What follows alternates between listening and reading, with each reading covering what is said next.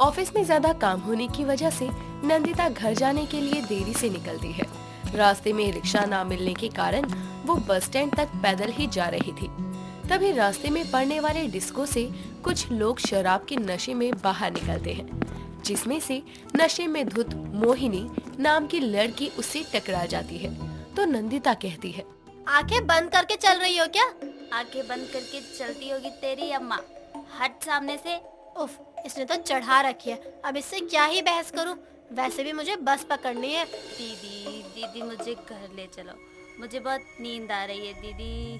इतना कहकर मोहिनी नंदिता का हाथ पकड़कर उसे खींचने लगती है। तो नंदिता उससे दूर करने की कोशिश करते हुए कहती है, अरे किसकी दीदी? कैसी दीदी? छोड़ो मुझे, दूर हटो। तुम हो कौन? I'm a disco dancer, I'm a disco dancer। यार ये तो चिपक ही गई। अब क्या करूं? और डिस्को डांसर, घर कहाँ है तुम्हारा? अरे सुनो, हेलो। नंदिता मोहिनी से पूछने की कोशिश करती रहती है। तभी एक कार वहां आकर रुकती है और उसमें से एक लड़का उतरता है और मोहिनी को देखकर हैरान होता है। उसके बाद वो उसे कार में बैठाकर ले जाता है और नंदिता भी वहां से चली जाती है। समय बीतता है। नंदिता की माँ उसके लिए काफी दिनों से अच्छे रिश्ते की तलाश में थी और आखिरकार उनकी तलाश पवन नाम के एक लड़के को देखने के बाद पूरी हो जाती है। लड़के वालों से सारी बातचीत कर जल्द ही नंदिता की शादी पवन से शुभ मुहूर्त पर होती है। गृह प्रवेश की रस्म में घूंघट किए नंदिता कलश को गिराने की कोशिश करती है, लेकिन घूंघट के कारण उसे दिखाई नहीं देता। तभी उसकी सास सुषमा कहती है, ओहो बहू, अब तू ससुराल आ गई है, इसलिए घूंघट हटा सकती है। बड़ी बहू जा अपनी देवरानी का घूंघट ऊपर कर दे। सुषमा के कहने पर उसकी बड़ी बहू अपने कदम बढ़ाए नंदिता के पास आती है और उसका घूंघट उठाती है। जैसे ही नंदिता अपनी पलकें उठाकर अपनी जेठानी का चेहरा देखती है तो वो हैरानी से बोल पड़ती है, डिस्को डांसर तुम? कौन मैं? हाँ तुम, और कौन? मैं तुम्हें याद नहीं हूँ? छोटी बहू, ससुराल में कदम भी नहीं रखा तूने और तूने अपनी जेठानी को तुम कहकर बात करना शुरू कर दी। जेठानी? ये डिस्को डांसर मेरी जेठानी निकली, लेकिन ये मुझे पहचान क्यों नहीं रही है? क्योंकि मुझे अच्छे से याद है कि उस दिन डिस्को के बाहर यही मुझसे टकराई थी। अरे देवरानी जी कहाँ खो गई? सासू माँ, मुझे लगता है देवरानी जी कोई मजाक कर रही हैं, जिसे मैं नहीं समझ पा रही हूँ। क्या पता इसे याद हो, लेकिन ये सबके सामने दिखा नहीं रही हो। माफ करना सासू माँ, जेठानी जी थोड़ी घबराई हुई है, इसलिए कुछ भी बोल पड़ी। ठीक है, अब अंदर भी चलें। दरवाजे पर खड़े खड़े मेरे पैर भी सो गए। जी चलिए। गृह प्रवेश की रस्म कर दोनों अंदर आते हैं। कुछ दिन बीतते हैं। नई नई शादी होने के कारण घर में कभी कोई रस्में चलती तो कभी अड़ोसी पड़ोसी का आना जाना लगा रहता। इसीलिए नंदिता अपनी जेठानी से बात नहीं कर पाती। एक रोज जब मोहिनी अपने कमरे में कपड़े तय कर रही थी, तभी नंदिता चाय लेकर वहाँ आती है और अपनी जेठानी को देती हुई कहती है, जेठानी जी, आपने उस दिन सच में इतनी पी ली थी क्या कि आपको मैं याद ही नहीं? देवरानी जी क्या बातें कर रही हो आप? क्या पी ली थी और मैं क्यों तुम्हें याद रखूंगी? अरे जेठानी जी, अब मुझसे क्या छुपाना? बताओ, आप कब से डिस्को जाती हो और सासू माँ कुछ नहीं कहती क्या, या उन्हें पता ही नहीं है? तुम ये क्या बकवास किए जा रही हो? भला मैं क्यों डिस्को जाऊंगी? मैं शादीशुदा हूँ और ये सब हरकतें बहू के लिए ठीक नहीं होती। लेकिन आप तो। कमरे के दरवाजे पर खड़ी उनकी ये बातें सुन रही सुषमा अचानक अंदर आती है और नंदिता को घूरते हुए कहती है, छोटी बहू, ये क्या फालतू की बातें किए जा रही है बड़ी बहू के बारे में? तुझे कोई गलतफहमी है क्या? बड़ी बहू डिस्को जाती है? सासू माँ, आप कब आई? वही तो सासू माँ, पता नहीं क्यों मुझे देखते ही इनको डिस्को याद आ जाता है। खैर कोई बात नहीं, अब गुस्सा मत कीजिए, मैं देवरानी जी को समझा दूंगी।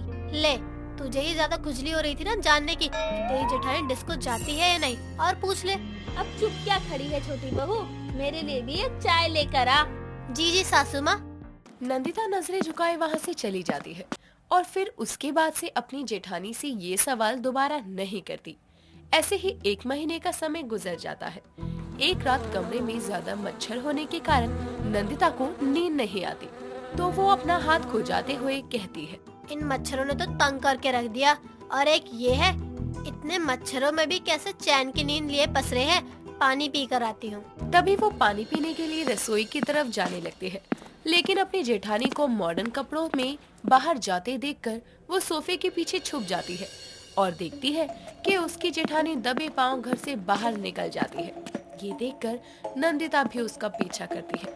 पीछा करते हुए वो देखती है कि मोहिनी टैक्सी से एक डिस्को के बाहर रुकती है और फिर अंदर चली जाती है। नंदिता भी अंदर जाने लगती है, लेकिन साड़ी में होने के कारण उसे एंट्री नहीं मिलती, तो वो उल्टे पांव घर वापस आकर हॉल में ही अपनी जेठानी के वापस आने का इंतजार करती है।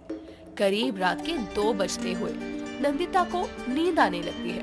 तभी उसकी जेठानी दबे पांव दरवाजे से घर में आती है और नंदिता अपनी आंख मसलकर उसके सामने खड़ी हो जाती है। लौट आई मेरी डिस्को जाने वाली जेठानी जी।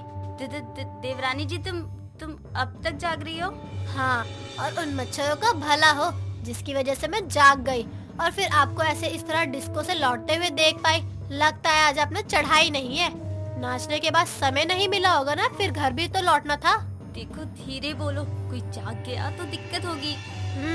तो मैं सही थी, आप जानबूझकर झूठ बोल रही थी ना, और मुझे पहचाना भी नहीं। एक बात बताओ, जिस दिन डिस्को के बाहर आप मुझसे टकराई थी, वो आदमी कौन था जो आपको कार में ले गया? देखो, किसी को बताना मत, मैं डिस्को जाती हूँ और मैं कोई नाटक नहीं कर रही थी। मुझे सच में उस दिन की तुमसे टकराने वाली बात याद ही नहीं है। और फिर तुम्ही ने तो कहा था कि मैं नशे में थी। रही बात उस आदमी की, तो वो मेरे कॉलेज का दोस्त था। डिस्को में टल्ली होने के बाद मेरी पहली कॉल उसको ही जाती है ताकि वो मुझे घर पहुंचा दे। देखो, मैंने सब बता दिया है, अब तो किसी से कुछ मत कहना प्लीज। ठीक है जेठानी जी, नहीं कहूँगी। लेकिन एक बात बताओ, ये क्लब डिस्को वाले साड़ी पहनने इंसान को एंट्री क्यों नहीं देते? कल बताऊंगी, अभी जाने दो कमरे में और तुम भी सो जाओ, इससे पहले कि कोई देख ले। Okay disco dancer. तभी वो मुस्कुराकर चली जाती है और सच में अपनी डिस्को जाने वाली जेठानी का ये राज किसी को नहीं कहती। लेकिन रात के समय सबसे छुपकर डिस्को जाने के कारण वो एक दिन खुद ही मुसीबत में पड़ जाती है। रास्ते में उसके पीछे कुछ आवारा लड़के पड़ जाते हैं।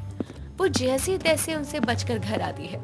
इस बारे में जब वो नंदिता को बताती है, तो नंदिता अपनी जेठानी को बहुत समझाती है कि डिस्को जाना छोड़ दे, तो मोहिनी कहती है, अरे ऐसा हमेशा थोड़ी होगा देवरानी जी। लेकिन जेठानी जी, जरूरत क्या है डिस्को जाने की? यूँ छुपकर नाचना है तो घर में गाने चलाकर नाच लो ना। और वैसे भी सासू माँ को पता चला कि मेरी जेठानी डिस्को। पता चलेगा नहीं बहू, पता चल गया है। दरवाजे की तरफ से अपनी सास की आवाज सुनकर दोनों अचानक पलटती हैं और अपनी सास को देखकर दोनों देवरानी जेठानी की हवाइयाँ उड़ जाती है। तभी नंदिता धीरे से कहती है, ये सासू माँ हमेशा दरवाजे पर क्यों चिपकी रहती है? आज तो मैं गई। छोटी बहू, तू अपनी जेठानी के साथ डिस्को जाना चाहती है, तभी बार बार उससे डिस्को की बात करती है ना? लगता है सासू माँ ने पूरी बात नहीं सुनी। उफ, बात को संभालो देवरानी। हाँ सासू माँ, यही बात है। लेकिन मुझे पता है आप इसलिए नहीं मानोगी, इसलिए मैं ये कह रही थी कि सासू माँ को पता चलेगा तो उन्हें अच्छा नहीं लगेगा। हाँ सही कहा, इसलिए अब ये फालतू की बातें करना छोड़ दे और जाओ दोनों खाने की तैयारी करो। जी सासू माँ। इस तरह सुषमा की पूरी बात न सुनने के कारण दोनों बच जाती है, जिसके बाद नंदिता की जेठानी उसकी बात मानकर डिस्को जाना हमेशा के लिए बंद कर देती है।